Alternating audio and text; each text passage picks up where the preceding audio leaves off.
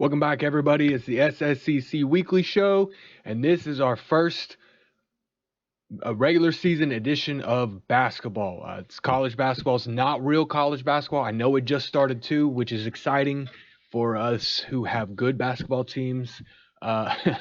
If you don't have a good basketball team, or even if you do and it makes you love college basketball, why don't you check out the website? It's in the description below. We've also got college football, which is wrapping up this weekend with the college football championship game. Alabama taking on Western Michigan. That's going to be a great game to watch, in addition to the great games we've got here in college basketball that just happened. And I apologize specifically to That Funk and T Sweezy because I have not been able to record the last couple weeks of the football season. So let me go ahead and just recap that very quickly. Tennessee and Alabama both made the playoffs. Alabama did win the SEC championship game in a rematch against Tennessee on neutral ground in Atlanta. So congrats to the Alabama Crimson Tide and That Funk taking the SEC championship. It's their first SEC championship in 2 tries, as they lost to Kentucky last year. T Sweezy and his Tennessee Volunteers take the East Division and fall, unfortunately, to Alabama, but it's a great season, and they still end up making the playoffs as an 8 seed, I believe it was. Alabama also makes it into the playoffs, of course, as the SEC champion, as they should. SEC is the best conference in college football, so they should be making it. They went in as a 7 seed, I believe. Both teams won the first round. Tennessee had a great game against Michigan State, and with Unoa putting up 300 yards, and I think Savage put up about 300 yards passing as well. Alabama took down, I can't remember now, and it's gonna bug me, but I don't remember. They did win. They move on, and Alabama ends up taking on Western Kentucky in a rematch of earlier this season where they did play them and they did beat them this time. So Alabama on the revenge streak to get into the semifinals. Tennessee takes on the number 1 seed in Texas State, and we all kind of thought their season was done, but nope, don't sleep on Savage and Unoa with them taking down the number 1 seed Texas State to move on to face the season-long number 1 in Western Michigan.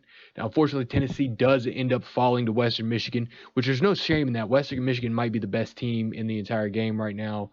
And then Alabama beats UCLA to move on to the finals. So the final this weekend, Western Michigan taking on Alabama. It's That Funk's Alabama and Jarrett's Western Michigan. Congratulations to both Tennessee and Alabama. I apologize I hadn't been able to do your overview from this season or for the last couple weeks. But just a quick shout out for those guys. We do have an SEC team in the championship game again. I expect them to win, although Alabama has had a weird season, and Western Michigan has been, for the most part, the best season throughout the team. So good luck, have fun, and at the end of it, it's really time to get into college basketball. So let's jump into it right now. We are kicking off our first week here with a bunch of marquee matchups that you wouldn't really expect, and a bunch of rival matchups that you wouldn't expect this early in the season. That's kind of the freedom that we have with doing our own schedules and doing the games that we want and not having to worry about, getting those cupcake wins or travel schedules, all those kinds of things. We can schedule what we want. So if you have stuck with me about this fake basketball, that is a huge plus for you to come in, make your own schedule. And with all these marquee matchups, with all these rival matchups, we've got some huge upsets this week. And part of those huge upsets come with the top 25. This is the preseason top 25 that came out. It's a little surprising if you saw our preseason rankings that I don't know that we really got to show our updated one. I intended to do a week 1 preview of the biggest 10 games for the preview, which had an updated top 25, so I don't think you guys have seen it unless you've looked on the forum. It's very different than what ended up being the top 25. Obviously, we had 4 coaches voting in the coaches poll this week, which is great for a week 1. The SEC ends up with 2 in the top 25. Number 15, Missouri, who stayed. That's probably about where they belong overall. And then there's a surprise. If you stuck with me on the SEC preview, you know that I said Tennessee might be one of the worst teams in all of college basketball. But somehow the voters thought that they were good enough to be number 21. Now, this is a democracy and all that kind of stuff, but maybe sometimes that's why. But we look at it. St. John's takes the number 1 spot, and they are really good. Utah staying there in the number 2. Villanova jumping up to number 3. Colorado in number 4. Appalachian State getting 2 first-place votes, but it's not good enough for they come down to 5. Liberty at 6. San Francisco getting another first-place vote at 7. And then we've got a 4-way tie for 8 with Kansas, New Mexico, South Dakota State, and Wichita State. Tulsa checking in at number 12. Florida State at 13, UMBC at 14. There's Missouri.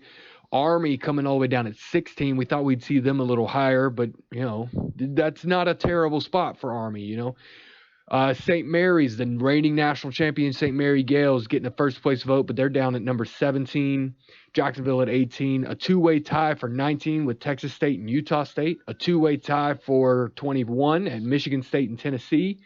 A 2-way tie for 23rd with Coastal Carolina and UCLA, and then a 2-way tie for 25 with Arizona and Bowling Green. So we actually have 26 teams in the top 25 here, but there's a lot of ties, which is going to happen when we don't really know how to judge these teams and we have so few voters. So get in, get interested, vote. It doesn't matter if it's bad. I mean, we don't really care. What we want is to see the voting. Now, when I said the huge upsets, when I said these matchups, when I said some of these votes are a little questionable, this is what I'm talking about. Every X is a loss. Utah lost 1. Villanova lost 1. Colorado lost 1. Appalachian State lost. Liberty lost twice. San Francisco lost. Kansas lost both their games. New Mexico lost. South Dakota. Almost every top 25 team lost, with the exception of St. John's, St. Mary's, Coastal Carolina, UCLA, and Bowling Green. So those 5 teams are the only ones who didn't lose. And of those that did lose, 1, 2, 3, 4, 5, 6, 7, 8, 9, 10 of them lost both of their opening week games. But that's okay. Like I just said, we don't really understand what we're looking at. We don't understand what these teams are, what these players can do. This is what a preseason poll this is what will happen in a preseason poll. We will see weird things happen, weird teams get votes, and then weird upsets. That may not necessarily be upsets, but according to the rankings, they are. So let's jump into the SEC games from this week. This is our A game slate. We kind of looked at these when we did our SEC preview, and it's not a bad week. Alabama falls to Temple in a really close game. Arkansas falls to Iowa in a super close game. Auburn kind of gets drubbed by TCU. Xavier tops Tennessee in a game that really Tennessee maybe did better than you would expect them. Xavier's not a bad team at all. I think I have them projected to go into the NCAA tournament. But, it was a good showing for Tennessee. Florida tops Iowa State in a really close game in the first game that we're going to see this week with an SEC team taking on Iowa State. And Iowa State's going to pop up a lot in our season. There's a lot of SEC teams who decided to schedule Iowa State, including them getting drawn in the Big 12 Challenge. I don't know why. Maybe they thought Iowa State was going to be an easy win. Florida does take the win here, but it's tight. It's close. Not the case for Georgia, who drubs Georgia Southern. That's a 75-62 score, and that game wasn't that close. Kentucky taking on Western Kentucky. That's a crushing game. Kentucky just comes out and dominates. LSU dominates Loyola Chicago. Mississippi State loses to Utah, who's number 2, but they only lose by 1. And Mississippi State was not a bubble team for me. So that is a really good game for Mississippi State and really close and really important. So maybe we're underestimating them a little bit. Missouri falls to Georgia State in a really low-scoring game. I'm starting to get worried about Missouri. I was really high on them, and they're not looking good this week. Ole Miss takes down number 3 Villanova by double digits. And then South Carolina taking on North Carolina in, again, an opening game rivalry game with the two Carolinas taking on, and South Carolina doesn't even make it close. Vanderbilt takes on Louisiana, takes them down, and then Texas A&M takes down Northern Iowa in a close game, in an away game for them too.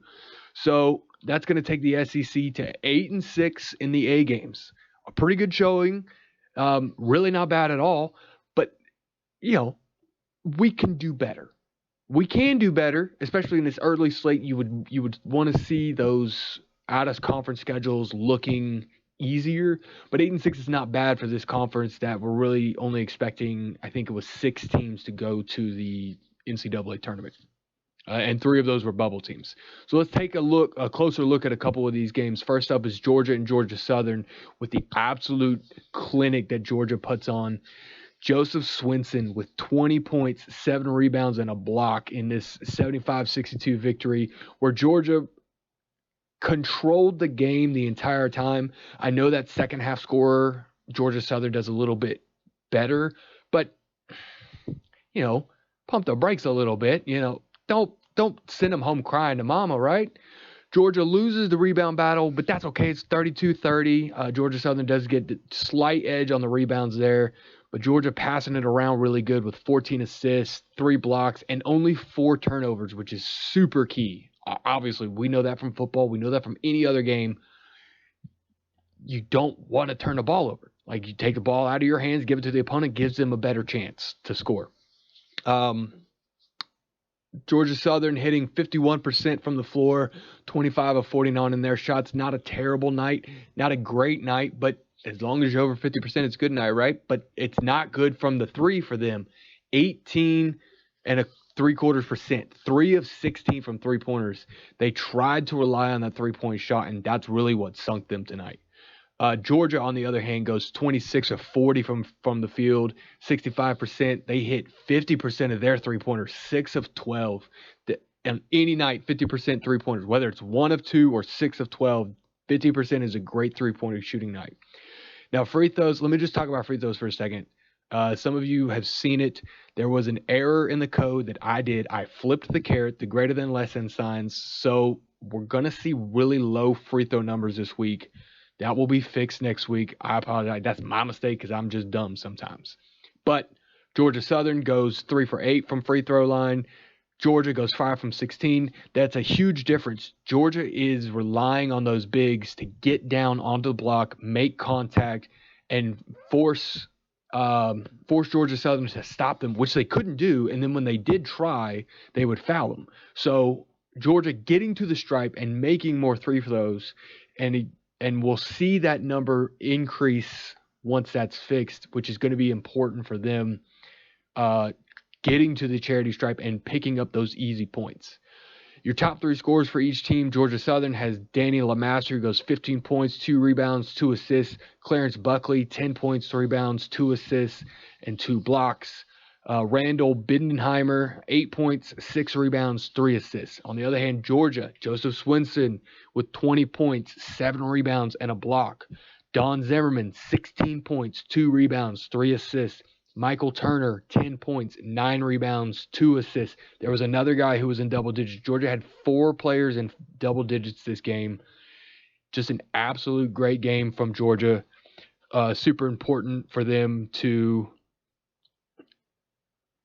start off their season with that high note and that high win, and really understand who this is and get Swinson started off hot and early. And then let's check this out over here.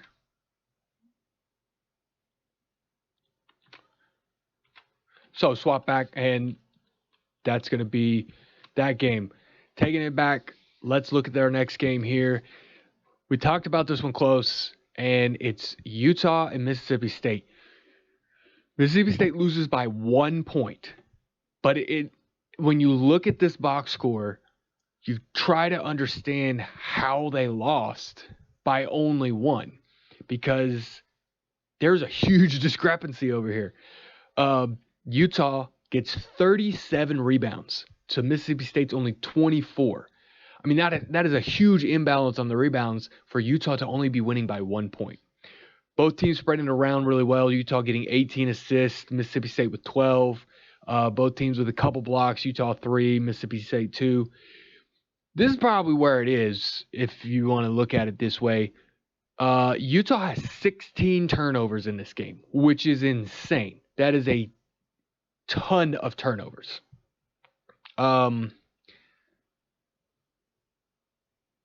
Then Mississippi State only has 2 themselves. So Mississippi State is taking care of the ball, moving it around well, getting everybody involved. I think they are also a team that had 4 players in double digits despite their loss. So Utah goes 28 of 51 from the floor, 54.9%, a decent shooting night, 4 for 6 from 3 with 66.6%. But then they get to the free throw line. I know we just talked about the mistake. But even with the mistake, 1 of 13 from free throw is probably the worst we're going to see in the games that we're going to look. Only 7% of their free throws they hit. You cannot win games if you do not hit your free throws. And I know that it was messed up, but that is still an insanely low number, regardless of any mistake. Their leading scorers, Howard Wynn, 15 points, 6 rebounds, 3 assists. Hippolyta Lerma, 10 points, 6 rebounds, 3 assists, and James Nyman with 10 points and 4 rebounds. Mississippi State goes 29 of 52 from the floor for 55% shooting. They go 2 of 9 from 3. So they hit an extra field goal, but they don't hit as many three-pointers, going only 2 from 9. Not an insane amount of three-pointers to drop, but you've got to sink a couple more. If you just drop 1 more, that's a win. Free throw stripe, they get in there, they get the contact, they hit 4 of them, which for this week, that's not bad. Leading scorers here for them, Patrick Boogard, 15 points, 3 rebounds, 3 assists. Gregory Barrett, 13 points, 1 rebound, 1 assist. And Salvatore Looklider, we talked about him, top 25 name, 10 points, 8 rebounds, 1 assist, and 1 steal. So filling up that box score there. So Mississippi State falls in this one, but really it's almost an upset in and of itself because the number 2 team in the nation loses to a team or beats a team by 1 point, and that team's not even really expected to make the NCAA tournament. So slide back. Looking at all our games here, we're going to take a look at one more, which is the upset of Villanova losing to Ole Miss, the number 3 team in the country. The number 3 preseason loses by 13 to Ole Miss, who we have as a bubble team. Villanova gets out-rebounded 30-33. Ole Miss taking down 33 rebounds. Assists right about the same, 12 and 11. So both teams moving the ball around pretty decently. 5 blocks for both teams, which is pretty nice. Here's the huge difference. 10 turnovers for Villanova. 1 turnover for Ole Miss. Just really smart with the ball, really taking care of the ball, and we can see it because where most teams are relying on those bigs, you're going to see forwards and centers fill up the box scores. Ole Miss is relying on their guards. Robert Philby, that's a name we talked about at the beginning of the season as a preseason candidate for some awards. Robert Philby goes 13 points, 5 rebounds, 2 steals, and then William Bland, another guard, 10 points, 2 rebounds, and 2 assists. I mean, Ole Miss, the other Mississippi. Ole Miss is getting it done with the small ball, with the small guys. So from the field, they go 21 of 40 for 52.5%. Not bad, right? 6 of 14 from 3. So they drop a bunch of threes and hit at a pretty decent clip, 42.8%. That's a solid night from 3-point. Then they get to the charity stripe 6 times and hit 4 of them. So just a really efficient night for Ole Miss on shooting. Frank Brown rounds up their top 3 scorers with 9 points, 5 rebounds, 3 assists, 2 steals, and a block. So filling up every spot of the box score that he can. On the other hand, Villanova couldn't buy a bucket from 3. They shot 14 3-pointers, the same amount as Ole Miss, but they didn't hit a single one. And that's the huge difference in this game because they do hit 22 of their 40 field goals. So 55%, same amount of shots, make 1 more. And then free throw, they get to the free throw double the amount of Ole Miss. 7 of 13 for 53% shooting from the stripe. That's a good night, especially with the bug. But they're not getting everybody involved. Their leading scorer only has 10 points. Brian Bennett has 10 points, 3 rebounds, 3 assists, and a steal. And then their second leading scorer is Vaughn Way, who only has 7 points and 2 rebounds. He's not really doing much there. You got to have more out of your top 3 scorers. We should see most of these box scores filled up, and Vaughn Way's only get involved in shooting and rebounding, and he only gets 2 rebounds. And then Arturo Vasquez rounds out their top 3 scorers with 6 points, 4 rebounds, and 2 steals. So Ole Miss upsetting the number 3 team in the country and getting a really important early season win for them. So that is your week A games, your week 1 A games. Of course, we play 2 games a week. This is the first set. Let's jump into the second set with our B games. Alabama taking an important win against Louisiana Tech. And then Colorado State, who lost their first game, their opening game, they take on Arkansas this time, and they win by double digits. Auburn falls in their second game to Penn State.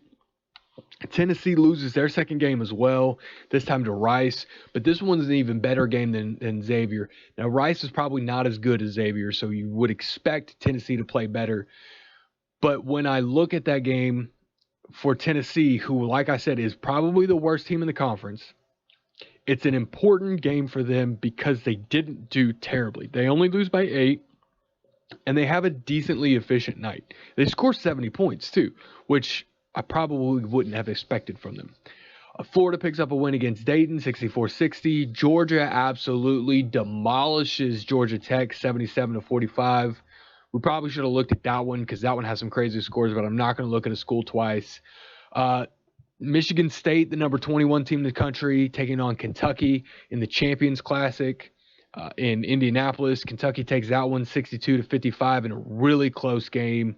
I know it's a 7-point spread, but that game was right down to the wire. LSU only scores 37 points in a loss to Houston, which, believe it or not, is not the least amount of points scored by a team this season. It's a terrible game for them, but it's not the worst game of the season that's been had. So they've got that going for them, I guess. Mississippi State takes up a win this time against Virginia to improve on 1-1. And then Missouri has a terrible game against Iowa State, who, like we said, I think teams thought that they would be an easy win, and they're obviously not. Missouri falling to 0-2 on the season in a game where they only score 47 points. Ole Miss this time falls to Illinois, 74-61. South Carolina picks up their second win against a Big East team in Seton Hall, 66-62.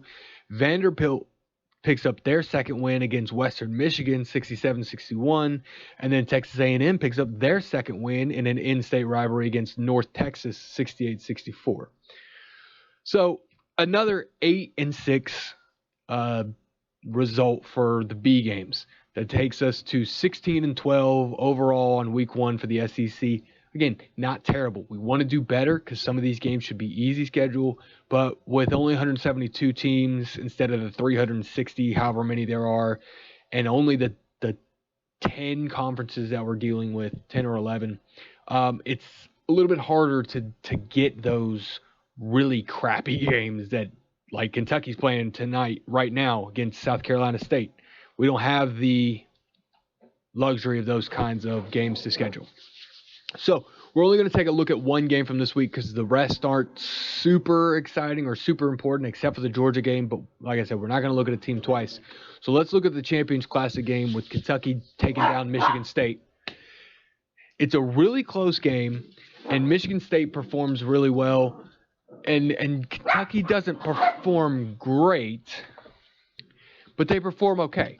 So they do win both halves of the game, which is always important. I mean, I feel like that's self-explanatory. If you win both halves of the games, you win. It's kind of like old John Madden. Well, if you score more points than the other team, you'll win. But Kentucky gets some important points here.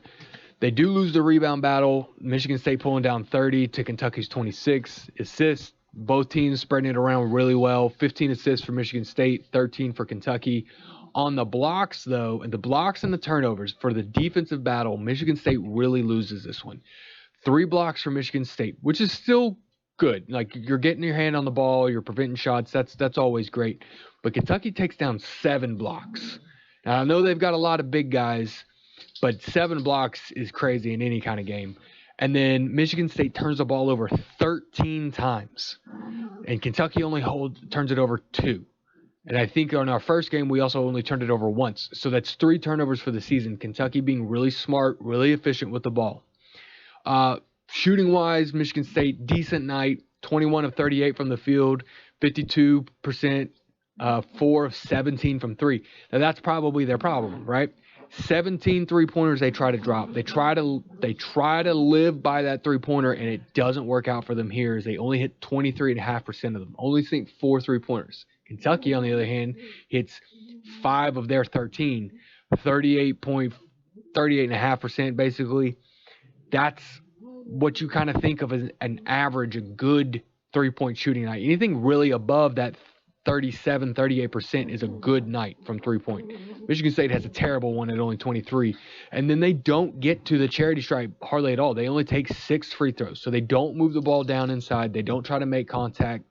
And they only get rewarded for it 6 times, and they only hit 1 of them. Kentucky doesn't do as well. They do a little bit better, but they don't do as well as you want them to. But that's probably because of the bug we've talked about. They get to the charity stripe 11 times, but they only sink 5 of them. 45.5% for this week. That's good. I mean, that is a good free throw shooting for this week where we had this issue. Top 3 scorers for both teams. Michigan State, Matthew Haas, 13 points, 5 rebounds, 4 assists. Mario Fernandez, 9 points, 3 rebounds, 5 assists, 1 block.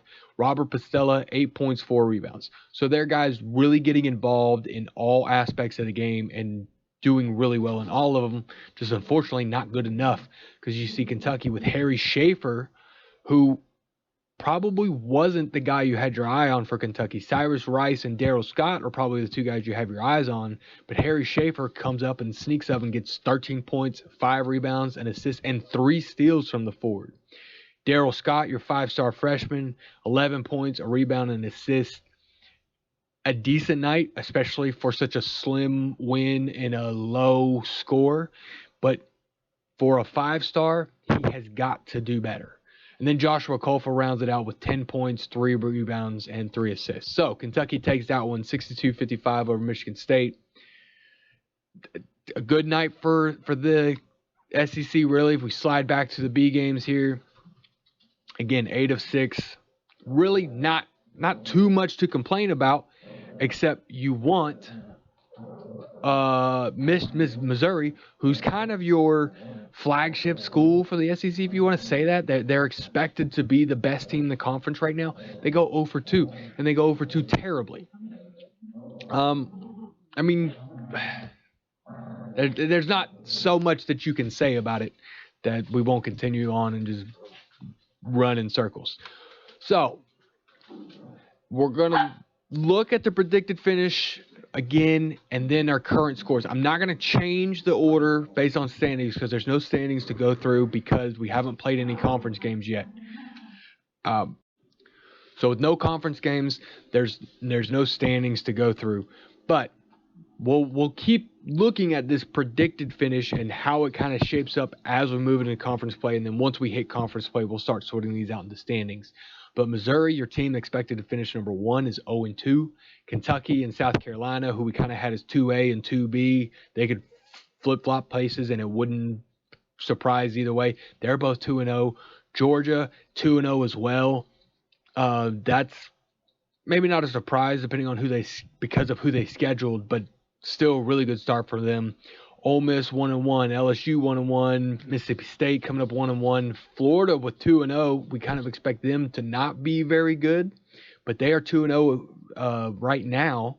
Alabama also 1-1, and then we have some not surprises, but Arkansas, Auburn, and Tennessee all 0-2, all what you would really expect for the bottom half of the conference.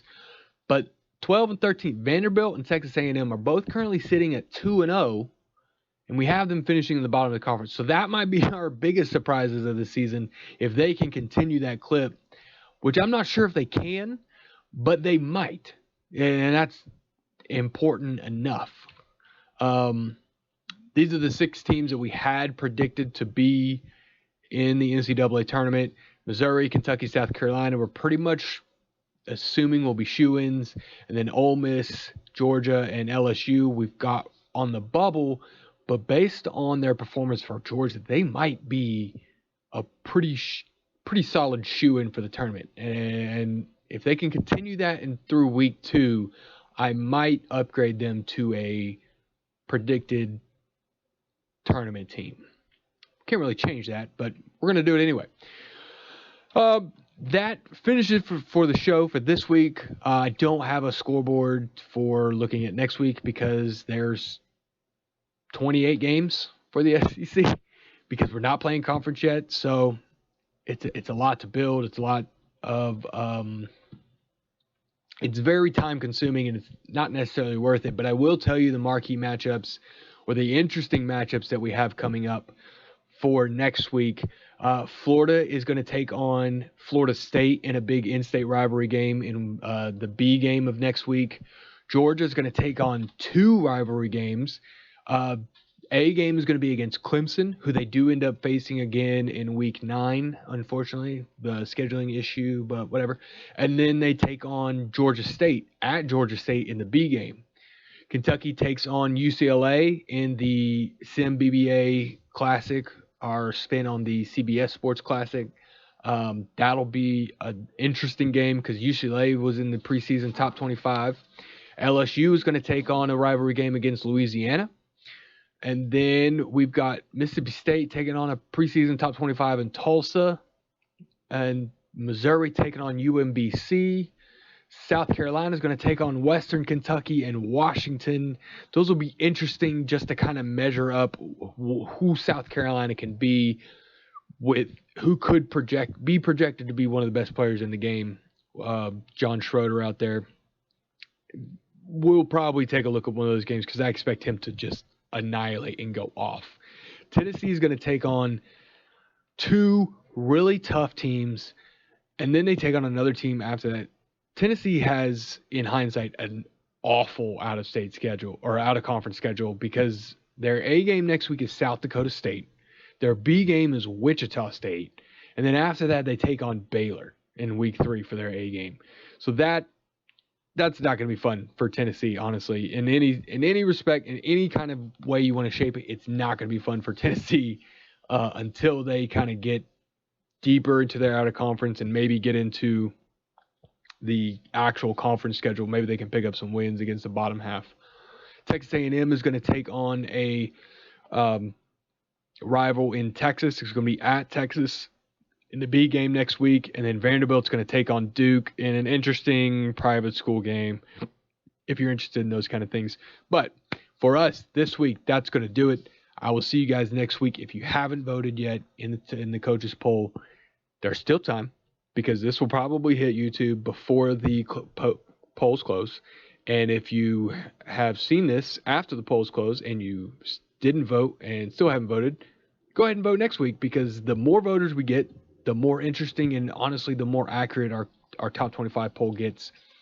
And that makes it super fun. So I'll check you guys next week. Have fun. Good luck in your games, and catch you next time.